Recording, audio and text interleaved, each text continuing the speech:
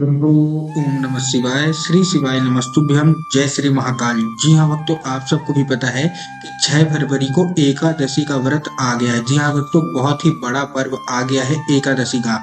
हिंदू धर्म में और सनातन धर्म में एकादशी का जो मान्यता है बहुत बड़ी मान्यता है। पूज्य गुरुदेव कहते हैं कि जितना महत्व हमारे सोमवार की अष्टमी का है, जितना महत्व प्रदोष का है, उतना ही महत्व एकादशी का भी है। तो अगर आपको भी ऐसी कोई मनोकामना है जो कि वर्षों पुरानी पूरी नहीं हो रही, तो आपको एकादशी का ये उपाय अवश्य रूप से कर लेना है।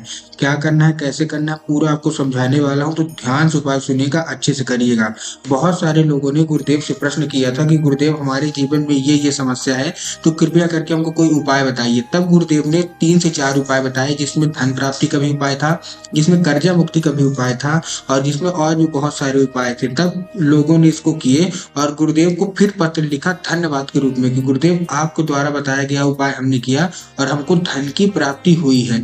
तो और हमारे हिसाब से उसमें कर्जा मुक्ति की भी प्राप्ति हुई है कि हमारे हिसाब से जो कर्जा मुक्त था वो हो गया, हमारा कर्जा मुक्त हो गया। उसके अलावा हमारी कोई ऐसी मनोकामना थी जो कि वर्षों पुरानी पूरी नहीं हो रही थी, तो आपके द्वारा बताए गए उपाय किया और हमारी वो भी मनोकामना पूरी हो गई है। तो चलिए हम बताते हैं कि कौन कौन से उपाय करने हैं। लगभग 10 से 12 लाख लोगों को इससे फल भी मिला है। तो चलिए हम बताते हैं उपाय कौन सा है, जो कि मैंने पूज्य गुरुदेव की कथा सुन के और बहुत अच्छे से समझ के लिए आपके लिए लेके आया हूँ। लेकिन उससे पहले चैनल पर अगर पहली बार आए हैं और आवाज मेरी पहली बार सुन रहे हैं, तो वीडियो को कर दें लाइक और चैनल को कर लें सब्सक्राइब, ताकि पूजनीय पंडित प्रदीप जी मिश्रा की जितने भी नए नए उपाय जो कि मैं उनकी कथा से सुनता हूँ, श्रवण करता हूँ, सबसे पहले आपको प्राप्त करा सकूं।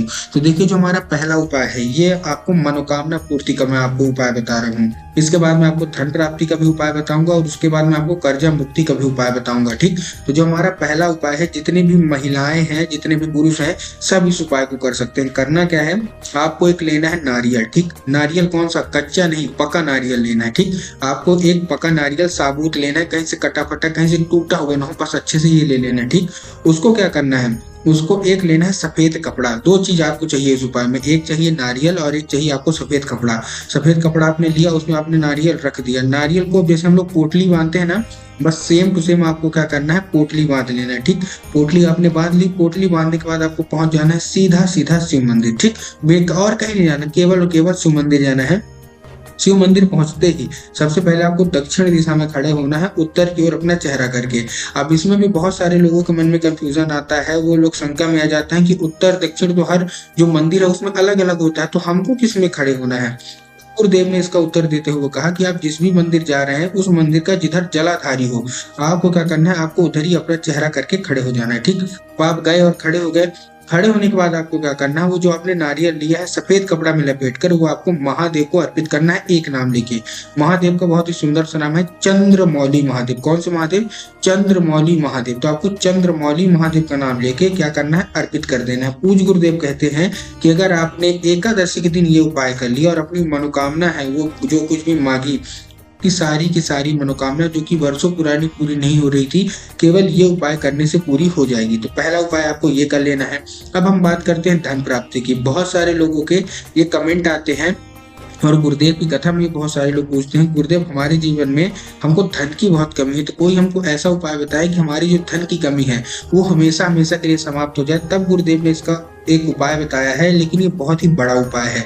इसको करना कैसे है, ध्यान से सुनिए। आपको चाहिए 1 लोटा जल। क्या क्या चाहिए, 1 लोटा जल, उसमें 3 बूंद गंगा जल और उसमें चाहिए आपको 7 बेल पत्र। क्या क्या चाहिए, 1 लोटा जल आपने ले लिया, उसमें 3 बूंद आपने गंगा जल का डाल लिया और गंगा जल का 3 बूंद डालने के बाद आपको क्या करना है, 7 बेल पत्र ले लेना है। ठीक, अब आपने बेल पत्र ले लिया। बेल पत्र जब आप लेंगे तब आपको ध्यान रखना है कि बेल पत्र कहीं से भी कटा फटा नहीं होना चाहिए, कहीं से भी खंडित नहीं होना चाहिए। बहुत सारे लोग तो बेल पत्र में यहाँ तक ये भी गलती करते हैं कि एक पत्ती वाले को ही बेल पत्र मान लेते हैं, लेकिन आपको भी पता है, हमको भी पता है और पूज्य गुरुदेव भी हमेशा बताते हैं कि एक पत्ती का कोई बेल पत्र नहीं होता, 3 पत्ती मिलकर जो बेल पत्र बनती है उसी को हम लोग बेल पत्र कहते हैं। ठीक ना, तो आपने क्या कर लिया, ले लिया। अब आपने उसमें 3 बूंद गंगा जल भी मिला लिए। जो 1 लोटा जल है, सबसे पहले आपको ध्यान रखना है कि 1 लोटा जल तांबे के लोटे में जल होना चाहिए और आपके घर का होना चाहिए। बहुत सारे लोग क्या करते हैं, जाके मंदिर से जल ले लेते हैं, मंदिर परिसर से ही जल ले लेते हैं, हैंडपंप से, बोर से। आपको कहीं नहीं लेना, आपको अपने घर से स्वच्छ जल लेना है। 1 लोटा जल, उसमें 7 बेलपत्र तो 3 बूंद गंगा जल, और ये लेके आपको पहुंच जाना है सीधा सीधा शिव मंदिर। शिव मंदिर आप पहुंच गए।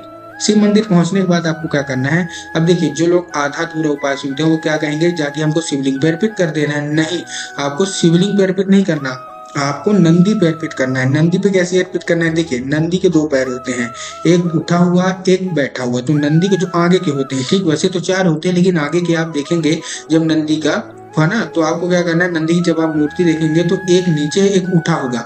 तो नंदी के उठे हुए पैर में आपको ये जल अर्पित करना है, एक नाम लेके नंदीश्वर महादेव। कौन से महादेव, महादेव का बहुत ही सुंदर सा नाम है जो उन्होंने नंदी के लिए दिया था, नंदीश्वर महादेव। तो आपको क्या करना है, नंदीश्वर महादेव का नाम लेके उन्हीं का स्मरण करके ये जो जल है वो अर्पित कर देना है। एक चीज का ध्यान रखना है कि जो बेलपत्र है वो उनके पैर में अर्पित नहीं होनी चाहिए। बेलपत्र आपको निकालना, बेलपत्र कहाँ अर्पित करना है, सीधा सीधा शिवलिंग पे।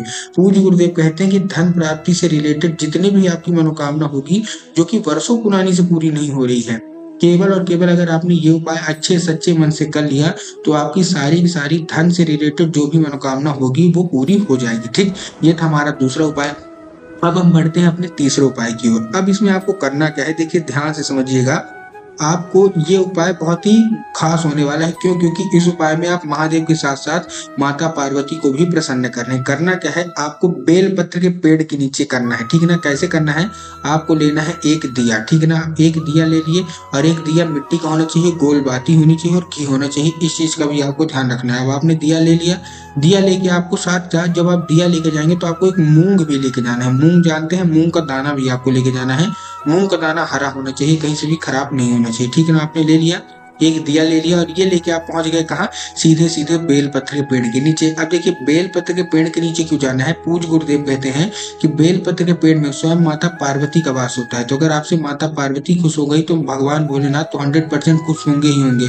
आपको करना क्या है, पहुंच गए, पहुंचने के बाद आपको बेलपत्र के पेड़ के नीचे वो जो दिया आपने लिया है उसको क्या कर देना है, अर्पित कर देना है। दिया अपनी मनोकामना मांग के। सबसे पहले तो आप बेलपत्र के पेड़ के नीचे पहुंचेंगे तो आपको क्या करना है, 3 बार घूमना है। परिक्रमा जैसा होता है, गोल गोल आपको बेलपत्र के पेड़ में घूमना है और माता पार्वती से अपनी जो कोई भी मनोकामना है वो बोलना है। उसके बाद क्या करना है, वो जो दिया है वो आपको अर्पित कर देना है। ठीक, उसके बाद क्या करना है, बेलपत्र के पेड़ के नीचे जो भी आपको कंकड़ दिख जाए, क्या दिख जाए, जो भी आपको कंकड़ दिख जाए, छोटा से छोटा या बड़ा से बड़ा, उसको कोई दिक्कत नहीं है।